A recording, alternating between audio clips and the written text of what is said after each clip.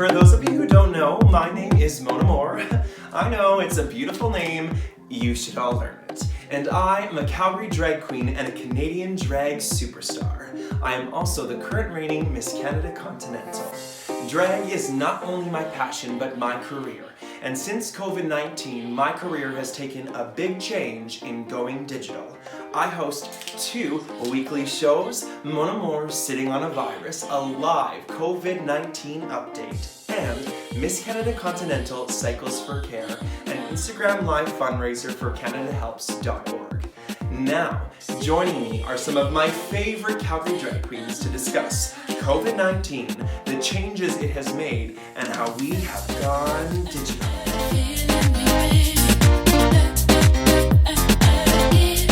Welcome back to Pride in Business Going Digital. I am so happy to have here some of my favorite Calgary drag queens. We're flattening the curve. I know we like our curves, but not the COVID curve. I have my first amazing drag queen, my drag sister, Misty Meadows. Take it away, Misty. Hi, I'm so happy to be here in this amazing reboot of 9 to 5, which is definitely the strangest cast I have seen so far. But it's so much fun. I'm so excited to have this conversation. And then, of course, we have my little sweetheart. I just want to put you in my pocket, boo. Perla Coddington. Hi, Perla. Hi, I am pocket sized. And we got our third queen gracing us with her presence. Hello, Miss Anita Dee. Hello, welcome. We got a lot to talk about. COVID's been treating you well, or what? Oh my God, I have been taking all the time for me and trying all the new snacks. Mama, this quarantine beard and belly are looking real good. Sweet girl, Misty, I have a couple amazing hard-hitting questions for you. Are you ready? I am ready. This is like Barbara Walters 2020. I know. How has COVID-19 pandemic affected your work as a drag queen? As a drag queen, it's completely changed everything. Not just the fact that the shows have gone online, which is a huge learning curve, everything from technology to literally like, how do you make a performance interesting when you only have this to play in? Mm-hmm. Me and my drag family, most of them live in Vancouver, started a show called Moving In with the Meadows. So we did that for a few weeks, actually launching a podcast very soon called Rambles with Anita Meadows and Misty Meadows. It's just going to be our opinions on topics that no one asked for. I love that. What are you currently working on? I'm known for doing comedy mixes of classic songs. Mm-hmm. So I started working on music videos. There will be a new one premiering for our May 23rd show at Twisted Digital Drag. Then there is my weekly podcast with Anita Meadows called Rambles, where we talk about literally anything and everything. How has going digital changed your drag performances? I do a lot of audience interaction. So it's quite difficult because the extreme delay, if there is any audience interaction, is very difficult. What social media channels do you think work best for our work? I never would have said that Zoom would be a social media channel, but it's literally become one. The amount of drag shows that I've seen use Zoom successfully is amazing. Instagram, of course, Twitter, and then of course Instagram. If your future self could tell yourself something to help you going digital, what would it be? Take the time to learn how to use social media channels properly. I didn't know how Facebook Live worked. I didn't know you could do a watch party through Facebook. During fashion school, they actually taught you how to, probably for advertising, edit podcasts, video, photos. I just now have the time to actually be able to Photoshop, Final Cut Pro, everything, which is mind-numbingly boring, but it has to be done. No, I'm just rubbing Vaseline on the camera. Yeah, didn't that really work on season 1 of RuPaul? Yeah, you wouldn't believe how thick the Vaseline layer on this camera is right now. I'm not even in drag. Misty Meadows, the one and only, I have one final question for you, darling.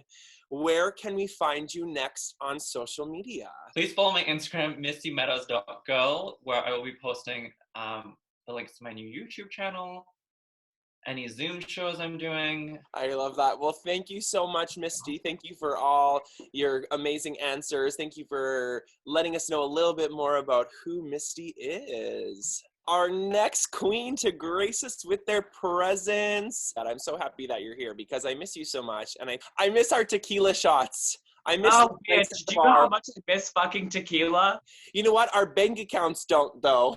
Okay, I got some really good questions that I'm dying to know. Where did you find your inspiration for drag? I come from a fashion background and I had worked in fashion. When I started to get into drag, I was like, this is a really cool way to incorporate my love of luxury fashion and my history in luxury fashion and kind of create this creature that exists in the fashion world. Like the outfit that I'm currently wearing right now is part of a set that was inspired by Misty Meadows couture spring summer 2019 collection. I have so many pieces literally just like beside me. Like this one here was inspired by Jean Paul Gaultier couture, sorry. Schiaparelli or Schiaparelli, whatever. I don't care about pronunciation right now. And just so many different elements of fashion that I could really pull from. Even certain looks that are being worked on right now are very inspired by like designers like Balenciaga, Vetements. I also pull from film a lot. Just an outfit that we recently did was inspired by The Shining. So it's the carpet from The Shining on like a full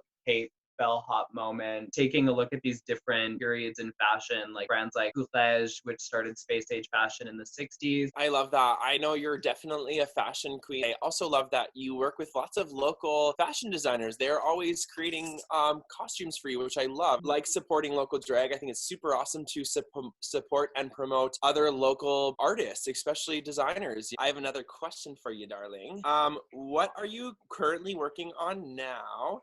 And how has going digital changed your drag performances? I've just been like hamming out as much as I can, working on new looks, getting everything ready for like the moment I can walk out of these. When I can leave this room, I just want to like turn it. It's kind of cool how we're all just kind of hungry for something to inspire us and be creative and kind of giving each other those outlets during this time. Digital, like, I love digital. I love taking a photo. You can do like a different story. Like I have the one where I'm bald and an alien and I'm trying to open a front door, but I don't know how. Creating these little stories within my feed has been so much fun. I am making TikTok my bit.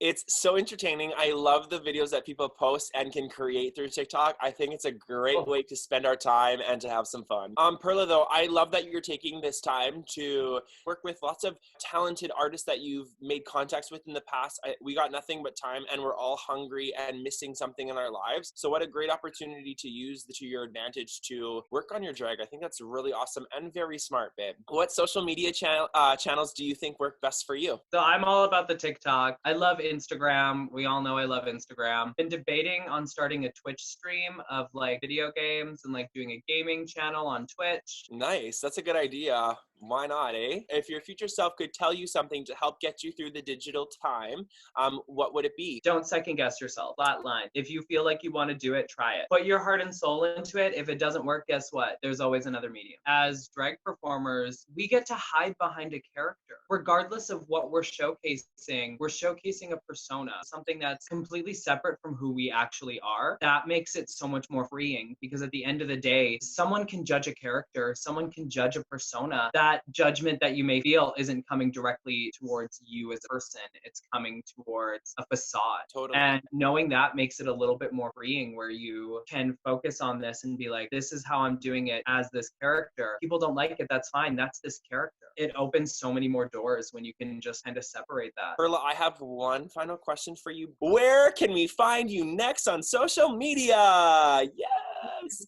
.com/Miss Coddington. Pretty much everything is Perla Coddington. It's Pearl with the A at the end instead of the middle. Amazing. Everyone go follow her on TikTok. She is entertaining, honey. We are moving on to our third and final drag queen. I'm so glad you're here to join us, the one and only Miss Anita Dee. Hello, darling. Hi, I'm so excited to be here. So we're gonna get this rolling. My first question for you, Anita, what/how got you into doing drag for the first time? Mostest Perla Coddington is the one who got me into drag the first time. I never thought I would be a drag queen. I've always loved to perform and I've always loved to dance, but I have no professional training in any sort of performing arts. I played like university football, did a lot of athletics growing up, but I just always loved to just perform. And that was something that I always just was drawn to. Came out and fully accepted who I am as a gay man. I started going to shows. I saw Misty Meadows performing before she moved to Vancouver. I remember when you did your Ursula number for one of the drag shows during Pride Pride, I believe. And it was awesome. I loved it. I thought you looked super cool. People died for the visual effects and all that. And I think you're a great entertainer. So that's super awesome. How has the COVID-19 pandemic affected your work as a drag performer? And how have you adapted your drag to new social distancing? I'm part of this group called Jupiter Queens. We have monthly shows at Infinity Ultra Lounge. We work closely with a production group called Smutty Gay Content.